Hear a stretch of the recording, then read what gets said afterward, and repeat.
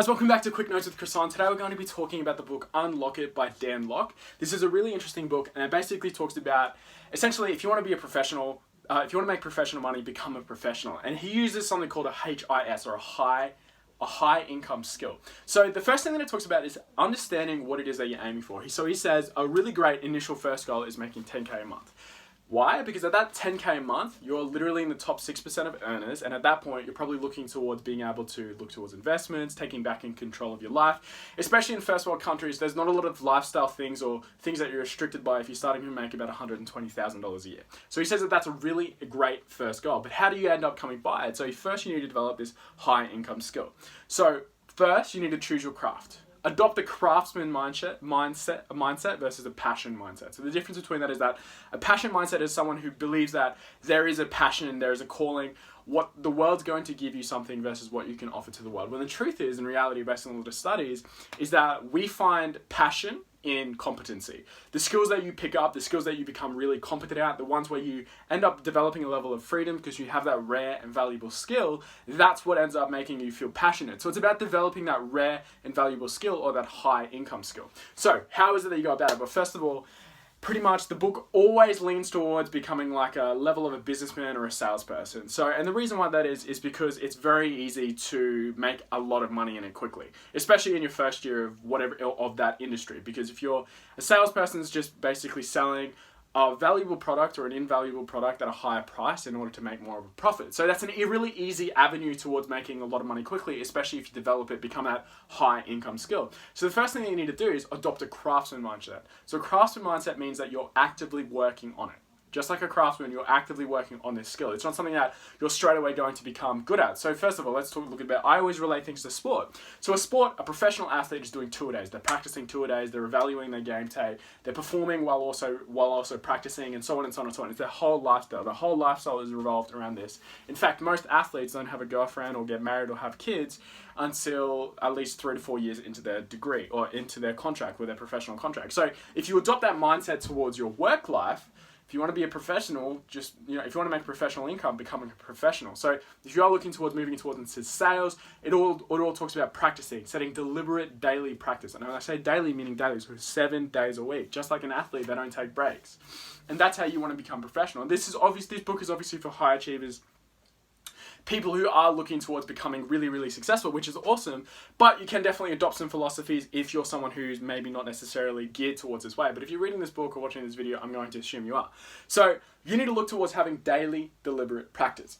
Now, what that means is setting aside time to review where you're at and run through scenarios where you could have done better. Because no matter what, there's always something, even if you close the perfect sale, there's always something that you could have implemented in order to become a better or utilize it more efficiently. Especially once you have that sort of abundance mindset where you can have an abundance of appointments, abundance of sales, an abundance of calls, whatever it is that you're specifically in, then it's all about managing your time efficiently. So there's always something that you can capitalize on, that making everything a little bit more streamlined, saying less without having more of an effect.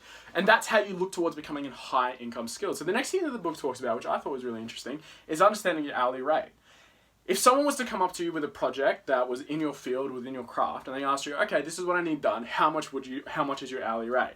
How many of you guys at home would be thinking, oh, well, I have no idea, I need to think about that? Well, that's exactly what the book figures out. Understanding your hourly rate means that you understand how much you're worth, whether or not you can increase it. Now, you can base your hourly rate off a multitude of things. I would suggest by figuring out how much you're getting paid at the moment and how much you personally think that you should be worth in the next 2 years, and then work backwards from there, that's relative to your situation. Yeah, because if you're someone who's getting paid, $15 an hour working at McDonald's, nothing necessarily wrong with that, and all of a sudden someone asks you to, hey, we want to look towards setting up this website, and you go, I'm $10,000 an hour. That doesn't necessarily make sense. However, it's a good goal towards working towards. Now, the next thing that it understands is that when it comes to professionals and when it comes to developing, once you've set up that high income skill, you need to understand that becoming number one is a rarity. You should always strive and look towards becoming dominant, but the chances of becoming the best basketball player in the world is incredibly not likely. But what's more likely is becoming the top tip, making the NBA. So understand that once you develop that professional skill set, there's always probably going to be someone who can do it better than you. So how is it that you end up getting these contracts, you end up making these sales, or you end up offering these services outside of your competitors? Well, the truth is, it's actually not who's better, it's about who presents themselves better. So understanding yourself, understanding the craft that you're at, the level that you are, your competition, who's better than you, objectively speaking, it's going to be tough. You have to take away your ego in order to understand, hey, this person is better than you. The advantage and the competitive advantage, because the goal is always to make money in business. That's just what it is. It's always, genuinely speaking, the goal is to make profits, is just what it's about. So you need to understand what is it that you have that competitive edge over your competitors, and it's always going to be how you present yourself. So that's what it becomes. So this is step 2, developing that high income skill. So once you've set up that high income skill, because if you are the absolute best glassmaker in the world, if you don't have good marketing of yourself, whether it's your business out the front, the advertisements that you lead, the people that you talk to, no matter what, you're not going to get clients, and you might get 1 or 2, but you won't be in business for long. So what's constant is if you're able to present yourself well, if you understand what it is that you have on offer, if you understand the problems that you can solve for your customers, then that's something you need to have in the back of your mind whenever you do reach this second level of the high income skill. So the first step is developing it. Now, depending on whatever industry you're in, let's just assume you're in business or you're in sales, okay, that's going to take a long time of mastery. You have to do committed, daily, and I mean daily, deliberate practice. That's the only consistent way to guarantee that you're going to eventually become a high income skilled person. Daily, deliberate practice. There needs to be something in your mind. See, a wolf that chases 2 rabbits is going to get none. So you need to really value or figure out what it is that you value. Next thing is scripting your day versus scheduling it. So scripting, this is an interesting one. So a lot of his quotes talk about putting yourself in a high ego position, thinking of yourself highly, which I definitely understand. I definitely agree with. Although I sort of adopt the philosophy of know what you're trying to accomplish, but settle for what you can get. So this one talks about scripting your day. So you script your day around the things that you want versus scheduling it around other people, which can be sort of, I guess, wrong in my opinion, because when you start to do these things, especially when you start off, if you've ever met those people who are incredibly high, egotistical, entrepreneurial types of people, the truth is you need to basically succumb to your ego and be under someone else's, especially when you're first starting, to get these opportunities. Scripting your day is something that you can do and have the luxury of doing once you have that rare and invaluable skill, or that high income skill developed. So I suggest when you first start off, you have to understand that you are a student. You're a person who's learning, and just like a person who's learning, especially if they're picking up their first skill for the first time, they don't have the right to demand things from their teacher or their master. So, and that's part of the process, is that you have to certainly set aside your ego when you first start. But in terms of striving for something, your goal should be looking towards scripting your own day, scheduling things in around what you want versus what other people want. And that's something that you should definitely strive towards achieving and understand what you're looking for. But do understand that it's all about settling for what you can get when you first start. You certainly do have bills to pay. You certainly do have commitments that you need to attend. So making sure that you do prioritize them, especially in the short term, but understand what you're looking towards in the next year to 2 to 3 years, depending on whatever industry that you're looking towards going in. And then it talks about legitimate sales advice. Now, I 100% agree with this. So the first thing that it talks about is the less you talk, the more effective you're going to be. The less you talk, the more you close. Be specific with your words. And I really think that that's an awesome way. I like to quote less is more, because it's the same quote, just a little bit it's simpler and specific. So basically it talks about how gone are the days where the salesman can just be charismatic and be talking all the time. Have you ever seen those movies where the person's like, and they're just like, yeah, this is so good for you, and they just keep talking, and the prospect or the person they're talking to is saying less.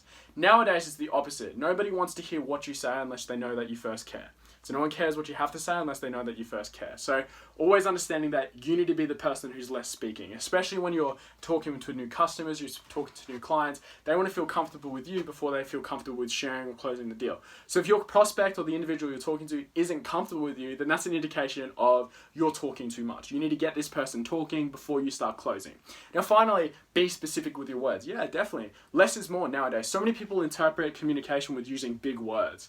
There's a reason why, a lot of people dislike him. I'm indifferent. I'm not necessarily sure. I'm from Australia. But Donald Trump, so many people say when he was being elected was, yeah, I just like the way he speaks.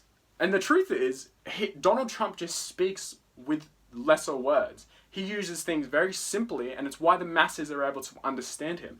And that's the same way in day-to-day life. See, being able to say things with less big words and in simpler formats, more people are able to understand you.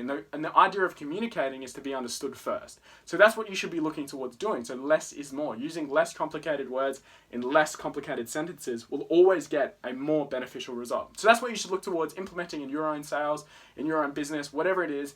and no matter what, eventually you're going to be successful, especially if you adopt these things. So anyways, guys, that's it for Quick Notes with Croissant, but I highly suggest you don't stop there whenever it comes to improvement. Keep looking at the other videos that we have on the channel to look towards putting yourself in a better position for success. I'll see you in the next one.